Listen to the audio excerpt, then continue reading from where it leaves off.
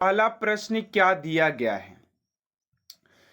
चलिए पहले प्रश्न की ओर बात करते हैं और यहां पर मैं आप सभी को बता दूं कि सारे प्रश्न वन लाइनर लिया गया है, जिससे क्या होगा कि आप लोग कम समय में अधिक से अधिक क्वेश्चन को सोल्व कर पाएंगे।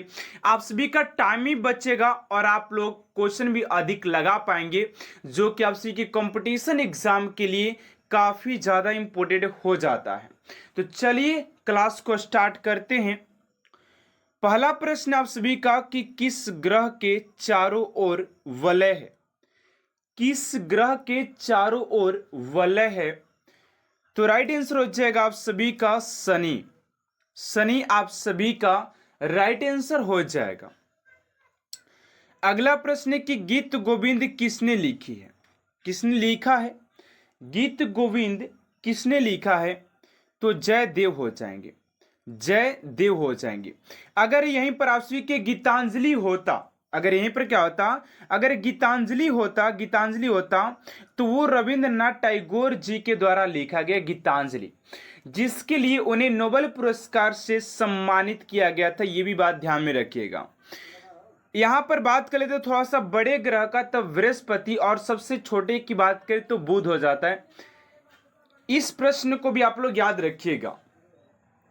चलिए अगले प्रश्न की ओर बात करते हैं। आप सभी का थर्ड नंबर प्रश्न है कि राष्ट्रीय रक्षा अकादमी स्थित है।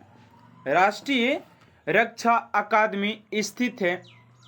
तो राइट आंसर हो जाएगा आप सभी का देहरादून। देहरादून आप सभी का राइट आंसर हो जाएगा।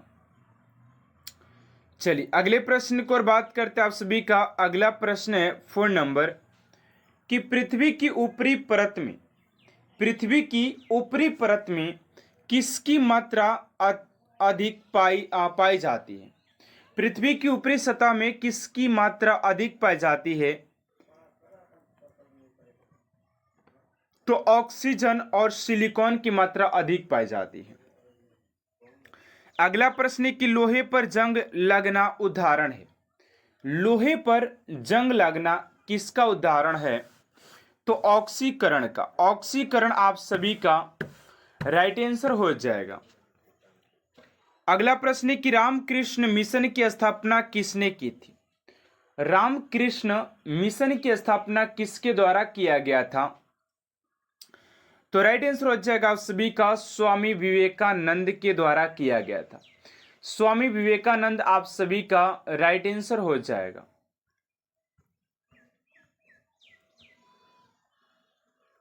चलिए अगले प्रश्न की ओर बात करते 4 नंबर कि भारत की पहली बोलती फिल्म कौन सी थी।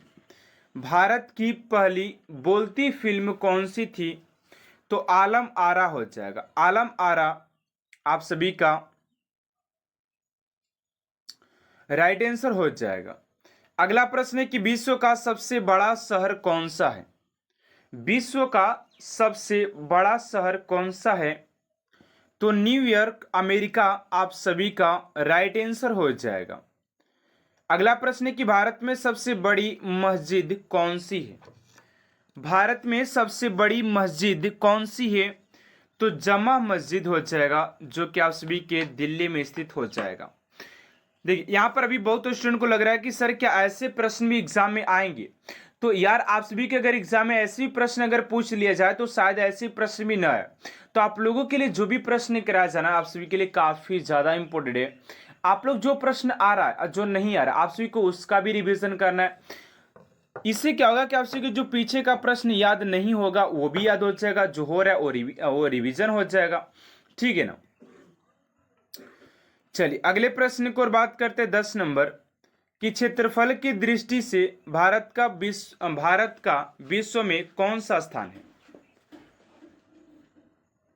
क्षेत्रफल की दृष्टि से भारत का विश्व में कौन सा स्थान है।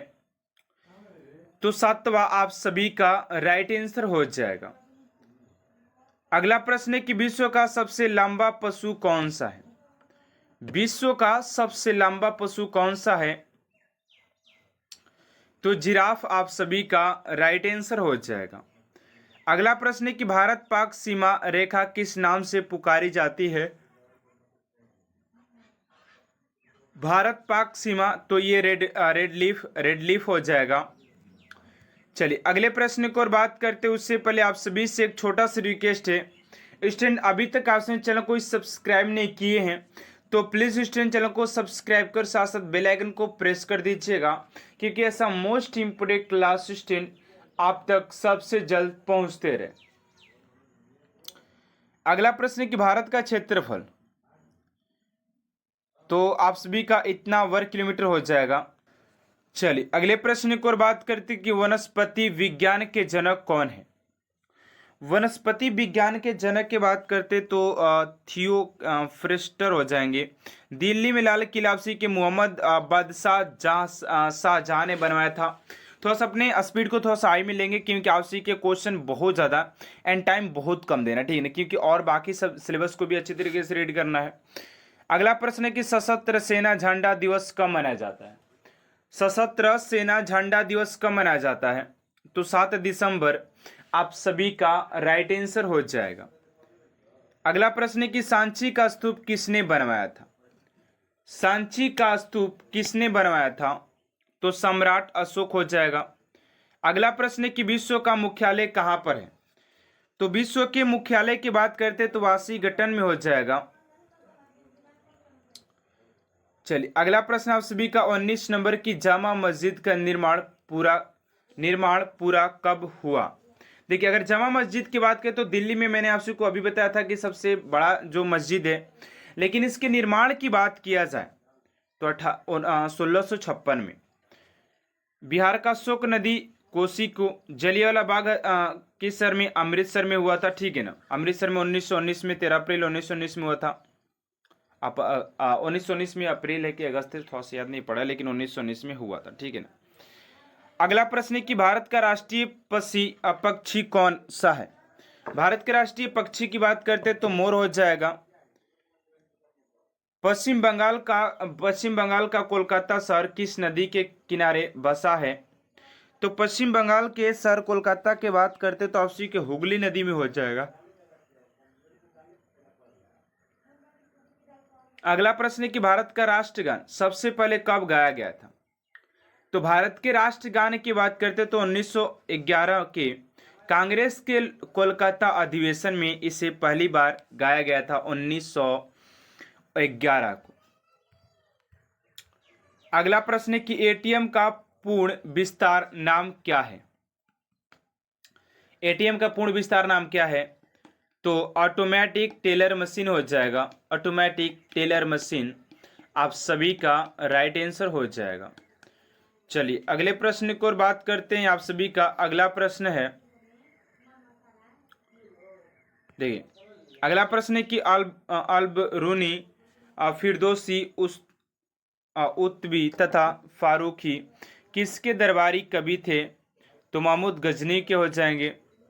अगला प्रश्न, महमूद गजनी की मृत्यु कब हुई थी, तो 1030 में।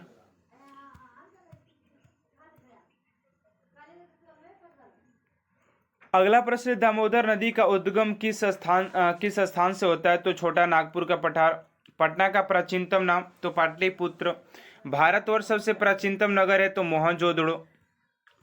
चलिए अगले प्रश्न की ओर बात करते हैं। आप सभी का 31 नंबर है कि कौन 4 वर्ष तक अकबर का संरक्षक रहा, तो बैरम खान। पंडित रविशंकर का संबंध किस वाद्य यंत्र से, तो सितारा से। न्यूटन की खोज आपसे कि जेम्स चैडविन ने किया था। जेम्स चैडविन ने किया था। जेम्स फोर्ड का जो चिकित्सा शास्त्र का जनक किसे कहा जाता, तो हिपोक्रेटिस को।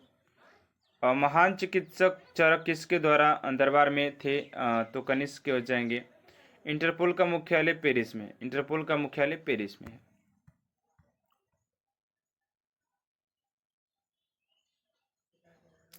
अगला प्रश्न है कि सिख धर्म के संस्थापक कौन थे, तो गुरु नानक देव। रायसेन किसके दरबार में गणितज्ञ था, तो अकबर के दरबार में। इब्राहिम लोदी का विकास हुआ था खिलजी लोदी के द्वारा। चलिए अगले प्रश्न की ओर बात कर लेते हैं। आप सभी का 40 नंबर प्रश्न है कि पानी का रासायनिक सूत्र H2O होता है। हीनयान का मुख्य प्रमुख ग्रंथ कौन सा है? तो कथा वस्तु हो जाएगा। अगला कि जैन साहित्य को कहा जाता है आगम कहा जाता है, ठीक है ना।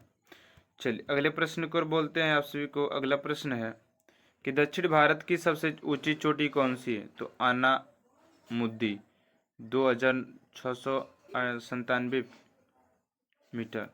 अगला प्रश्न को वनस्पति विज्ञान के जनक लिखा हो गया कारगिल कस्बा जम्मू कश्मीर हो गया। चलिए अगले प्रश्न को बरागत करते हैं। तो चलिए अगले प्रश्न की ओर बात करते स्टूडेंट आप सभी का। अगला प्रश्न क्या पूछा जा रहा, ध्यान दीजिएगा। करें कि भारत की पहली महिला कैबिनेट मंत्री कौन सी थी? तो राइट आंसर हो जाएगा आप सभी का राजकुमारी अमृत कौर, आप सभी का राइट आंसर हो जाएगा। चलिए अगले प्रश्न की ओर बात करते हैं। अगला प्रश्न आप सभी का 48 नंबर की पृथ्वी का एकमात्र प्राकृतिक उपग्रह कौन सा है? पृथ्वी का एकमात्र प्राकृतिक उपग्रह कौन सा है? तो राइट आंसर हो जाएगा आप सभी का चंद्रमा, आप सभी का राइट आंसर हो जाएगा। अगला प्रश्न है कि कितनी ऊंचाई पर जाने से तापमान 1 डिग्री सेल्सियस की कमी होती है? तो 165 मीटर, ठीक है ना। चलिए अगले प्रश्न की ओर बात करते हैं आप सभी का। अगला प्रश्न है कि सिरके में कौन सा एसिड पाया जाता है? सिरके में कौन सा एसिड पाया जाता है? तो एसिटिक एसिड पाया जाता है। अगला प्रश्न है कि विश्व में सबसे ज्यादा सीमा रेखा वाला देश कौन सा है? विश्व में सबसे ज्यादा सीमा रेखा वाला देश कौन सा है? तो राइट आंसर हो जाएगा आप सभी का चीन हो जाएगा। अगला प्रश्न है कि विश्व में सबसे लंबी सीमा रेखा वाला देश कौन सा है? तो कनाडा हो जाएगा, ठीक है ना। सबसे लंबी बात किया जा रहा है यहाँ पर, ठीक है, ध्यान दीजिएगा। चलिए अगले प्रश्न की ओर बात करते हैं आप सभी का। 53 नंबर प्रश्न है कि रुपए की शुरुआत किस शासक ने किया था?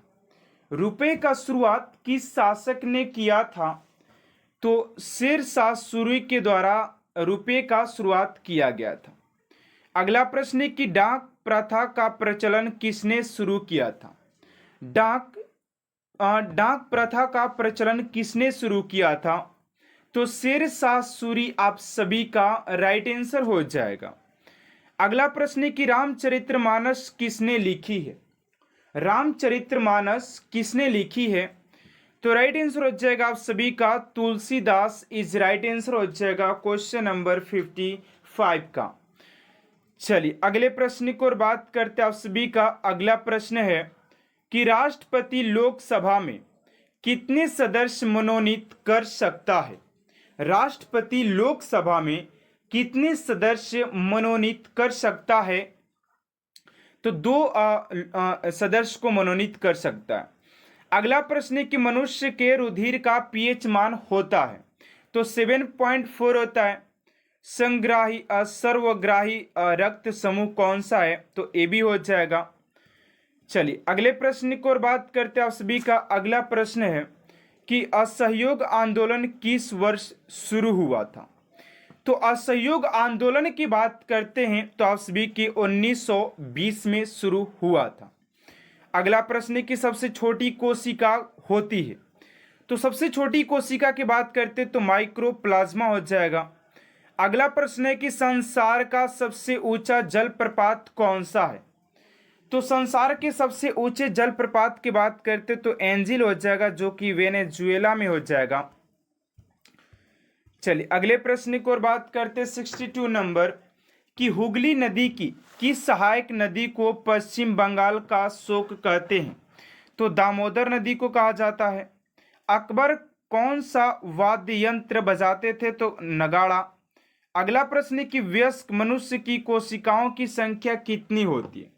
तो वयस्क मनुष्य के कोशिकाओं की संख्या की बात करें कशेरुकाओं की संख्या, ठीक है ना, तो 33 हो जाएगा। चलिए अगले प्रश्न की ओर बात करते कर रहे कि किस वैज्ञानिक ने प्रोटॉन की खोज किया? किस वैज्ञानिक ने प्रोटॉन की खोज किया? तो गोल्ड स्टीन ने किया था। अमीर खुसरो का असली नाम क्या था?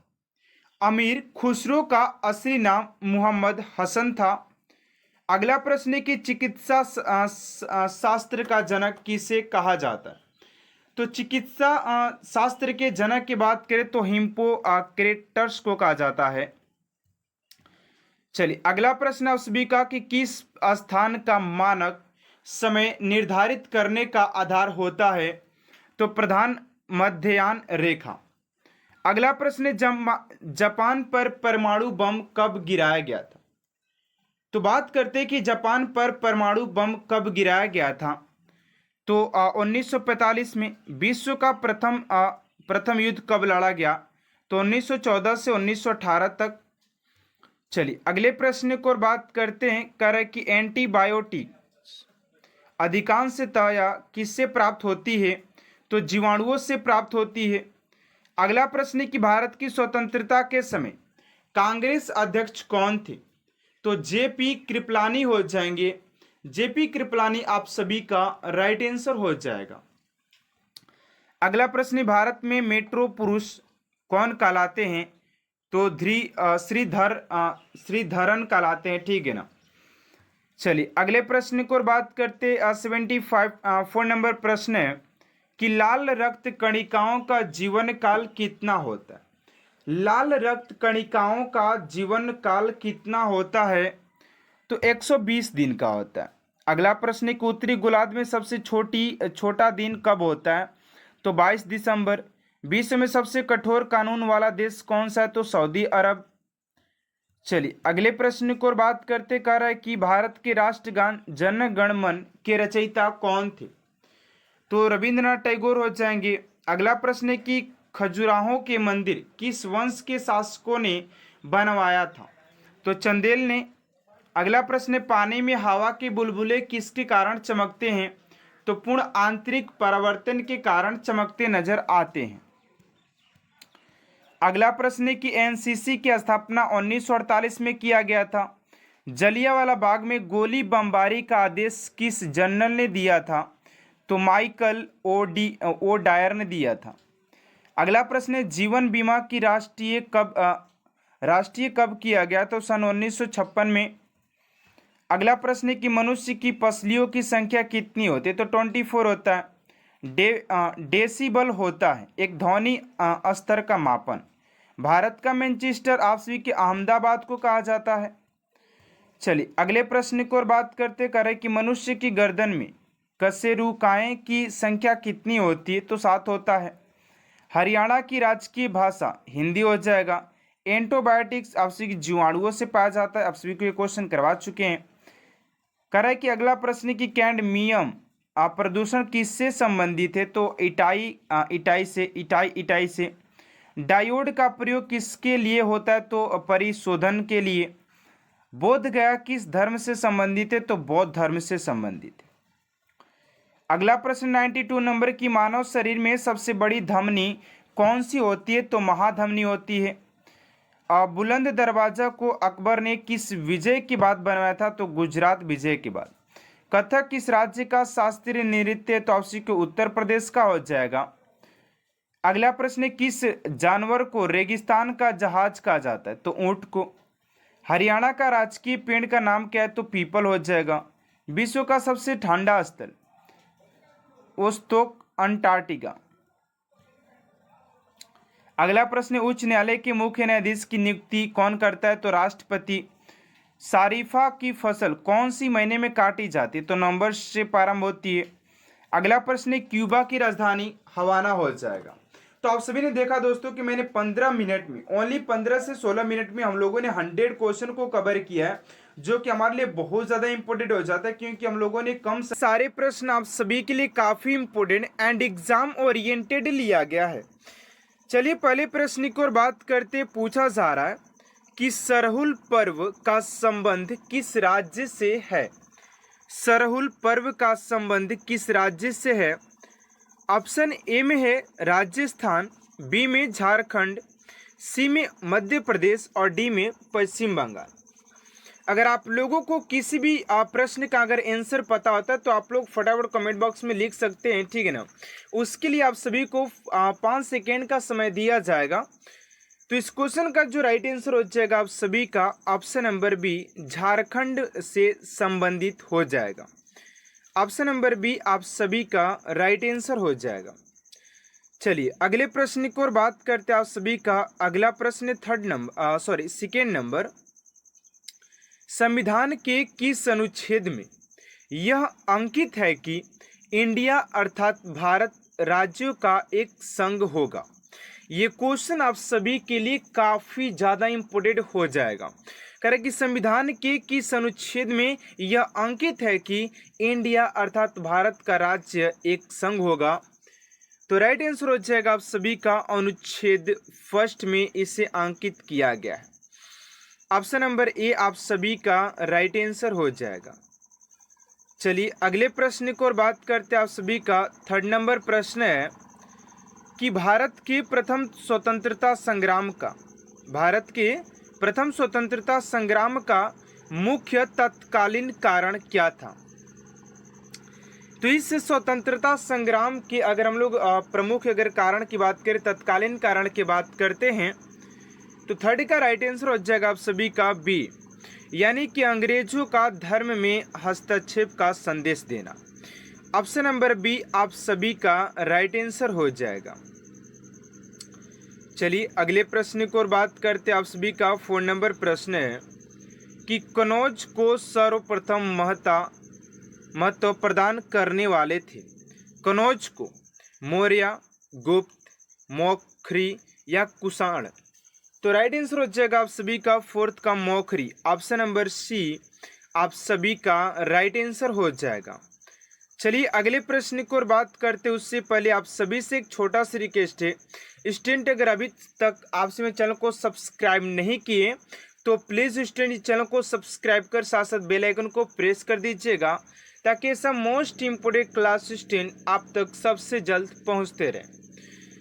चलिए 5 नंबर प्रश्न है कि महमूद गजनवी ने भारत में प्रथम आक्रमण किस राज्य के विरोध किया? महमूद गजनवी ने भारत में सर्वप्रथम आक्रमण किस राज्य के विरोध किया? तो 5 का हो जाएगा आप सभी का हिंदू शाही यानी कि ब्राह्मण शाही हो जाएगा। ऑप्शन नंबर ए स्टूडेंट आप सभी का राइट आंसर हो जाएगा। चलिए अगले प्रश्न की ओर बात करते हैं आप सभी का। अगला प्रश्न क्या दिया गया है, ध्यान से देखिएगा कि अकबर के शासन काल में महाभारत का फारसी भाषा में अनुवाद किया गया था, वह किस नाम से जाना जाता है? वह किस नाम से जाना जाता है? तो राइट आंसर हो जाएगा आप सभी का ऑप्शन नंबर बी यानी कि रज्मनामा हो जाएगा। ऑप्शन नंबर बी आप सभी का राइट आंसर हो जाएगा।